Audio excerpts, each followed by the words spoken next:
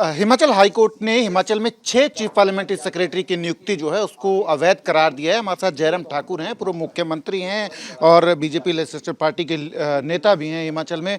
जयराम जी, आपकी पार्टी के भी कुछ विधायक जो हैं पिटिशनर्स थे इस सारे मामले में, जो सीपीएस को लेकर जो आया है निर्णय, इस सारे उसको कैसे आप सरकार के लिए देख रहे हैं? सीपीएस की नियुक्ति जो है जो कैबिनेट रैंक के साथ थे। देखिए, हम पहले दिन से इस बात को लेकर के कह रहे थे कि ये नियुक्तियां गैर कानूनी हैं, असंवैधानिक हैं, लेकिन उसके बावजूद कांग्रेस के कुछ नेता ये बोलते थे सरकार है कुछ भी कर सकती है।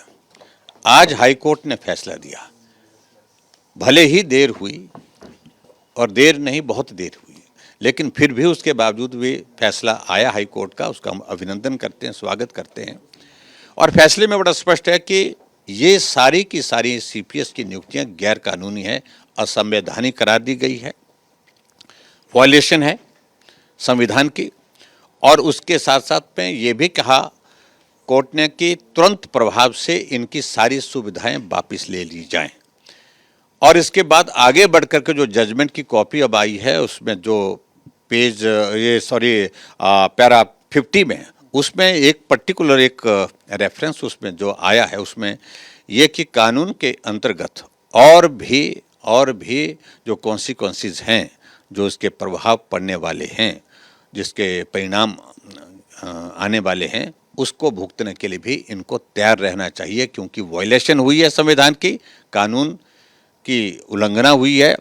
और ये उस दृष्टि से मैं कह सकता हूं कि इनकी विधानसभा की सदस्यता समाप्त की जा सकती है।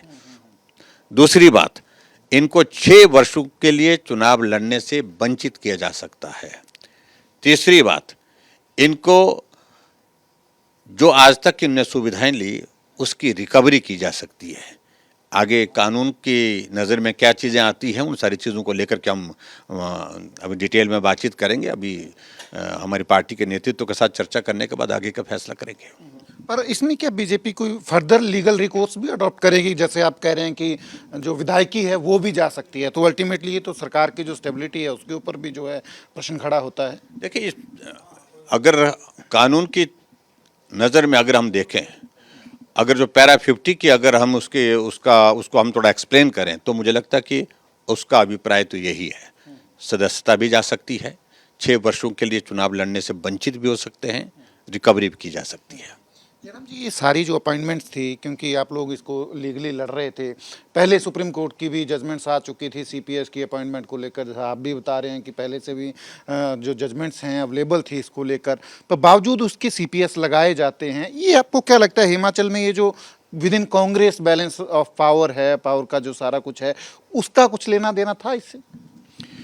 तो निश्चित रूप से देखिए, ये जो मंत्री बनाने के लिए तो केंद्र ने ऊपर से मुझे लगता है कि उनको कुछ नाम दिए होंगे, लेकिन सीपीएस मुख्यमंत्री ने इस प्रकार से करने की कोशिश की जहां सीधा उनका प्रभाव जो है वो दिखे। और कुछ सीपीएस को इतना पावरफुल बना दिया गया था कि वो मंत्री से ज़्यादा मंत्री के बयान को काउंटर करने के लिए जो है वो सीपीएस को बिठाया जाता था, वो बोलते थे। और ऐसी सूरत में सबसे बड़ी चिंता का विषय तो, हैरानी का विषय तो ये है कि जब उनने गोपनीयता की शपथ नहीं ली थी, सीपीएस को गोपनीयता की शपथ नहीं होती है, सिर्फ मंत्रियों की होती है, उसके बावजूद फाइलें उन तक जा रही थी, फाइलों में ऑर्डर्स डिक्टेट कर रहे थे, डायरेक्शंस दे रहे थे, तो वो मुझे लगता है कि गंभीरता से लेने का विषय है और स्वाभाविक रूप से उस पर कार्रवाई होनी चाहिए। जो आप इस ऑर्डर को इंटरप्रेट कर रहे हैं, जैसे आप विधायकी को लेकर सवाल कर रहे हैं कि वो जा सकती है उनकी, दो सिचुएशंस होती हैं। एक तो है बीजेपी जो है वो वेट एंड वॉच करेगी, दूसरी सिचुएशन है कि बीजेपी जो है पुश करेगी, बीजेपी लीगली उसको ज़्यादा तेज़ी से लड़ेगी ताकि जो 6 हैं उनकी विधायकी जाए। बीजेपी का क्या इसके ऊपर रहेगा आने वाले दिनों में, या आप इसको फर्दर मतलब ज़्यादा तेज़ी से उसको करेंगे? निश्चित रूप से हम पार्टी के नेतृत्व से चर्चा करेंगे, जो भी पार्टी तय करेगी उस पर हम करेंगे और लड़ेंगे। यहाँ तक लड़े हैं तो आगे भी लड़ेंगे। तो ये माने कि सुक्खू सरकार को सरकार बचाने के लिए एक बार फिर से लड़ाई लड़नी पड़ेगी? बिल्कुल, मुझे लगता है कि ये सारी चीज़ को मैं अभी कोई टिप्पणी नहीं करना चाहता हूँ। उनको फिर भी वही लगता है कि वो तो एक ही बात कहते रहते हैं कि ऑपरेशन लोटस हो रहा है, अभी बोलेंगे वो। ये ऑपरेशन लोटस नहीं, ये तो हाई कोर्ट का ऑपरेशन है और हाई कोर्ट के आदेश के माध्यम से ऑपरेशन हो रहा है, तो इसलिए उनको इस बात को समझना चाहिए। और मेरा सिर्फ इतना ही कहना है कि सरकार बचाने का काम हमारा नहीं है, ये उनका है। लेकिन जो गैर कानूनी तरीके से जो नियुक्तियां की गई और उसके खिलाफ, उनके खिलाफ जो कार्रवाई होनी चाहिए, उसके लिए लड़ाई लड़ेंगे। तो संदेश साफ है कि सरकार बचाने का जो जिम्मेवारी है वो कांग्रेस की है, सुखविंदर सिंह सुक्खू सरकार की है। अब देखना यह है कि बीजेपी आने वाले दिनों में कैसे इसको फर्दर जो है लीगली लड़ाई लड़ती है। Sachin Kumar, AP news, Chandigarh. For exclusive and insightful videos, subscribe to our new channel ABP Live Premium.